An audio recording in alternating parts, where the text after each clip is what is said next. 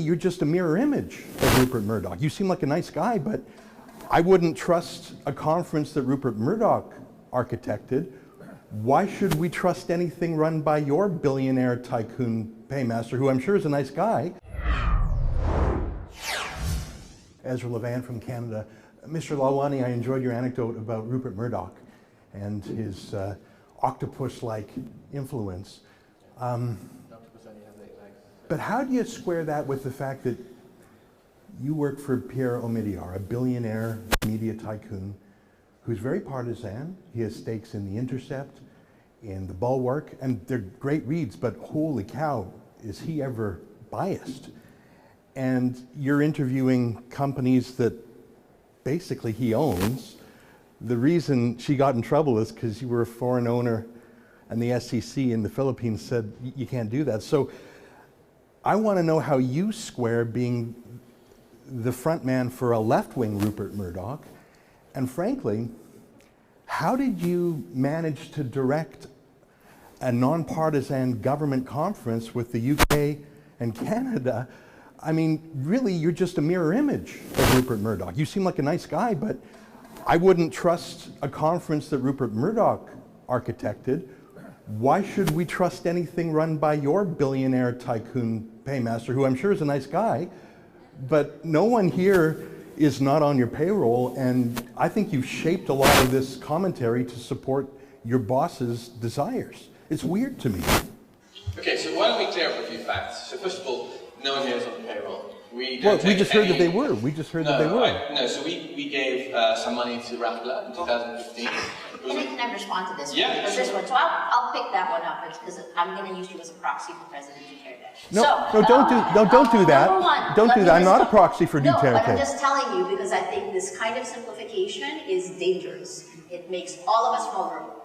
Number one, the SEC, we're not foreign owned. I started a startup. I took investors in it. They can all have 10 million views and they can come from rainbow colors. I don't much care. I have parameters for these investors. Those parameters give a shareholders agreement that makes us, actually me, the one in control, puts me in control. They invest knowing that. The SEC disagreed with you. Actually it does, because we're actually winning. The Court of Appeals has moved forward. Omidyar gave up his stock. Now, but let me finish, because I certainly let you have your time, right? So let me have my question was for Mr. Lalwani, though. After, let's take a look at how much. Let's look at the full range of investments. There's maybe about $4.5 million that went into Rappler. Only $4.5 million. Only. And we've been able, that's 7 years of actually being able to do hard-hitting investigative reporting. Of that, probably less than 5%. You're defending your boss, but can I hear from him instead? Not my boss. I'll give you to him. You know, he can give me $4.5 million, and I'll let him call me his boss. You challenge something that is important. I didn't ask you a question with all due respect. Please let Maria respond. Okay, will you respond too? I will respond. Okay, I look forward to that. My panelist has. I look forward to that. I'm very happy to respond. You don't seem to be. If you stop interrupting, let's go quick. Okay, I look forward to that.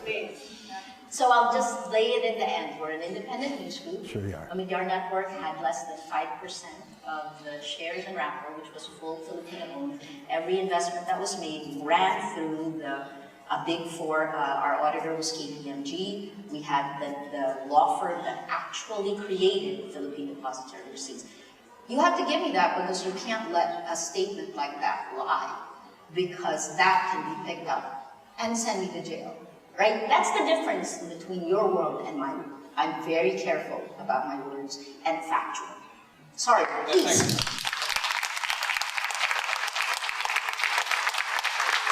Thank you. Thanks for that. I do think it is very important to be clear about facts, which include, as Maria said, in Rappler, it was 5% of the capital.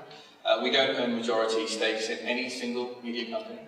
The Pierre has no say in the investments that we make in our media companies. We do that as a team at an independent level. We have no editorial input whatsoever in any of the media companies that we fund, and if you don't believe me, you can just ask them. I mean, Maria's just verified that. But there's lots of other grantees of ours here. And lastly, I think we're able to support this conference, this bipartisan conference, because we're a credible investor in media, and we have been for 10 years. We've supported investigations BICIJ did the Panama Papers, OCCRP who did the Danske Bank anti-money laundering scandal. And so our independence is proven over a long period, and we hope that continues. I'm here in the United Kingdom for the Media Freedom Conference that appears to be anything but. It's an Orwellian gathering of the Canadian and British governments who are both engaging in massive censorship on social media, but they're going to swan about a bit with celebrities like Amal Clooney pretending they believe in civil liberties.